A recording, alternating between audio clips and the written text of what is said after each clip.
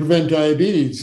Such an important question. It's one simple little question, but it opens the door to some very important physiology, because if you ask people what causes diabetes, oh, eating too much sugar, high sugar, high sugar. Turns out that in the most common form of diabetes, type 2 diabetes, and over 90% of people with diabetes have type 2, it's not the sugar causing the problem. That's the tail of the dog. That's the last thing that goes up. The problem is the fat in the diet, the vegetable oils, the meat fat, the dairy fat, the fat in our own bodies as we become obese.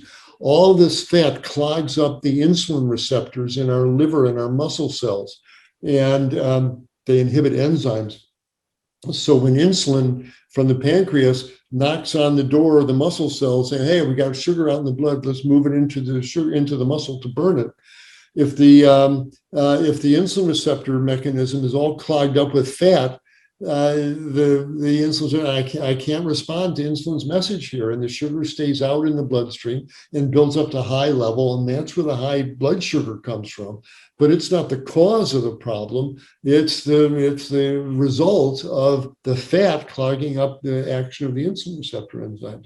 So if people go on a low-fat, whole food, plant-based diet, the fat clogging up the insulin receptors is metabolized for energy. The insulin receptors open up, and the glucose intolerance goes away. The diabetes goes away.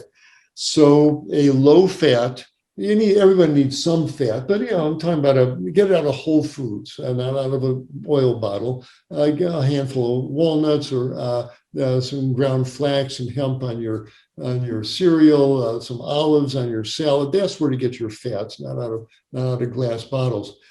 So if you eat a low-fat, whole food, plant-based diet, the odds of you developing type 2 diabetes could fit in a flea's navel, really small. And so that's the best way to avoid diabetes. Whole food, plant-based diet, low in fats, then only comes from a whole food source, those fats.